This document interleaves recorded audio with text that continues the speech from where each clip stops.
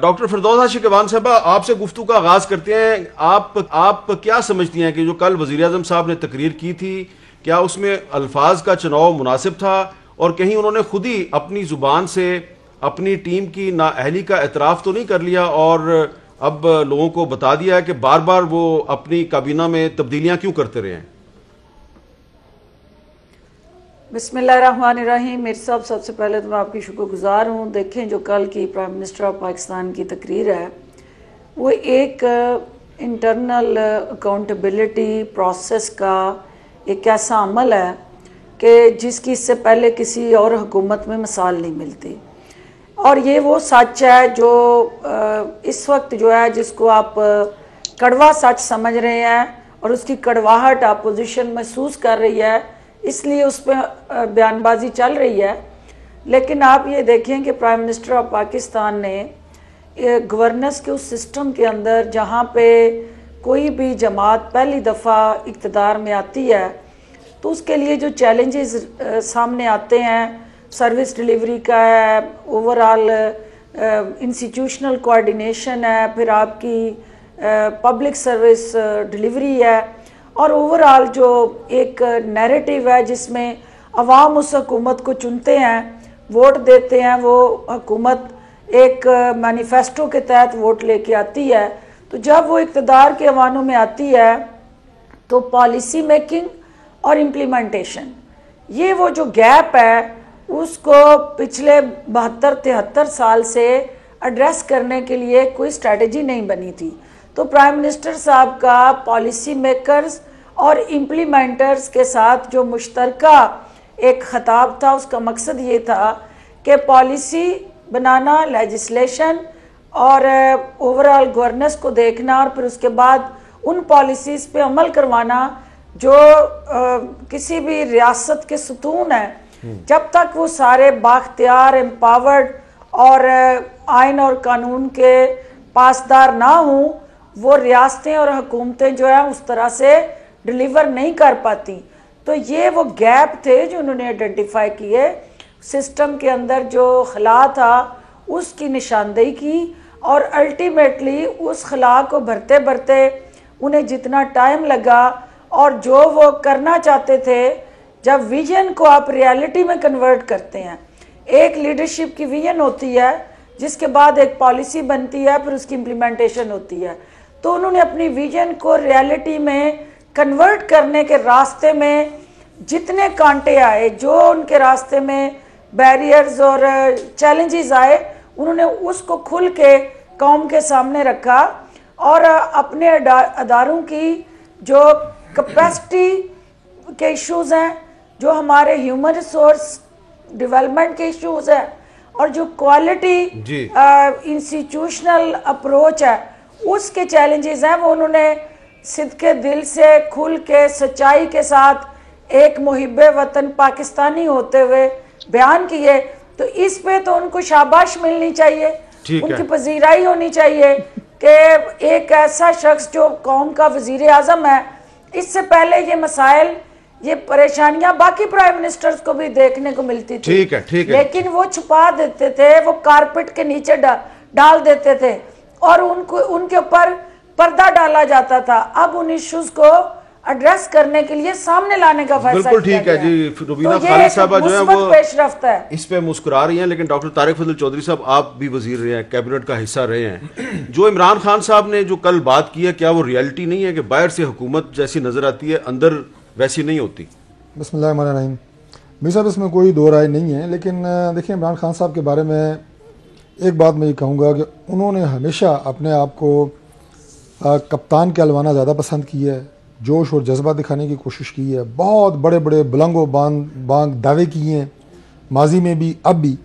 अब देखिए, थोड़ा सा फ़र्क होता है, मैं मुख्तसर अर्ज़ कर देता हूँ। अब खेल का मैदान और है और सियासत का मैदान और है। खेल के मैदान में आपको क्या चाहिए होती है? 3 चीज़ें चाहिए, जज्बा चाहिए, ताकत चाहिए, प्रोफेशनलिज्म चाहिए। सियासतदान को क्या चाहिए? उसे तदब्बुर चाहिए, फ़हम व फ़रासत चाहिए, तहम्मुल चाहिए और विजन चाहिए। अब ये विजन, फ़हम व फ़रासत वाले उसमें कैटेगरी में ना खुद हैं ना इनकी टीम है। अगर आप इनकी टीम की बात करें तो इनकी टीम उन्हीं के अंदाज से गुफ्तगू करती है जो इमरान खान का स्टाइल है, उन्हीं के अंदाज से वो अपना अमल करने की कोशिश करते हैं, यानी कॉपी करते हैं उन्हें। फिर आप ये देखें कि जब आप उनकी न्यायाली की बात करते हैं, यानी इमरान खान साहब की अपनी विजन की और उनकी टीम की, तो ये बंदा ईमानदार है, ये तो माने। पहली बात तो मैं ये मानने के लिए तैयार नहीं हूँ, इसलिए जैसा कि आपने फरमाया कि मैं अगर ख़ुद वज़ीर हूँ और मेरे साथ निचली पूरी टीम करप्शन कर रही है तो उसका ज़िम्मेदार मुझे समझा जाना चाहिए। ये नहीं कहना चाहिए कि वज़ीर, ये क्या ईमानदारी है कि आपकी पूरी टीम पैसे कमा रही है और करप्ट है, और आप कह रहे हैं कि बंदा ईमानदार है कि सारी टीम जो है वो पैसे कमा रही है और करप्ट है। मीर साहब, इस वक्त आपको इंशाल्लाह नज़र आएगा, अब नैब ने अगर वो आंख बंद की हुई है जो हुकूमती करप्शन को देख रही है या उस पर काम कर रही है, बंद की हुई है, और सिर्फ उसे अपोजिशन की करप्शन या उनके ऊपर लगे हुए इल्ज़ामात नज़र आ रहे हैं, तो ये सारी चीज़ें आगे जाके क्या एक्सपोज नहीं होंगी? क्या जो दवाइयों का स्कैंडल है वो आपके सामने नहीं है? क्या जो BAT के स्कैंडल है उसमें इन्होंने स्टे नहीं लिया हुआ सुप्रीम कोर्ट से? कई और ऐसी चीज़ें हैं, मालूमात आपके पास मुझसे ज़्यादा है, ठीक है, तो लिहाजा ये भी इनका नारा फजूल है। और आखिरी बात मैं ये अर्ज़ करूँगा कि देखें इनकी क्या मजबूरी है कि जिन तमाम लोगों को माजी में ये डाकू, चोर और मैंने चपरासी भी ना लूँ, उन्हें खुद ये कहते रहे इमरान खान साहब, आज वो अहम तरीन ओहदों के ऊपर फाइज हैं।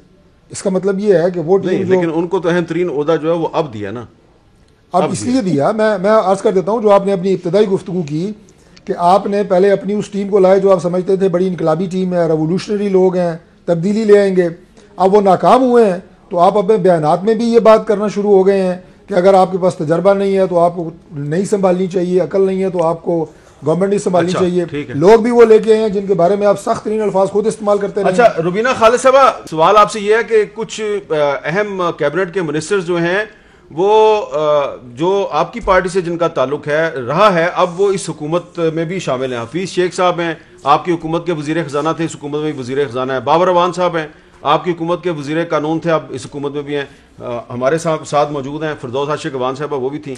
तो ये तजर्बाकार लोग तो हैं, और इसमें मैं मजीद भी इजाफा कर सकता हूँ। वजीर खारजा साहब जो हैं शाह महमूद कुरैशी साहब बड़े तजर्बाकार हैं, परवेज़ खटक साहब वजीर दफा हैं, बड़े तजर्बाकार हैं, और शेख रशीद साहब का भी जिक्र हुआ, वो भी बड़े तजर्बाकार हैं। लेकिन इसके बावजूद क्या वजह है कि इमरान खान साहब को अपने दोस्त फवाद चौधरी को भी जेल में रखे, फवाद चौधरी साहब की मुझे याद दहानी करा दी डॉक्टर साहबा ने। तो ये सारे जो हैं ये बड़े एक्सपीरियंस्ड लोग हैं।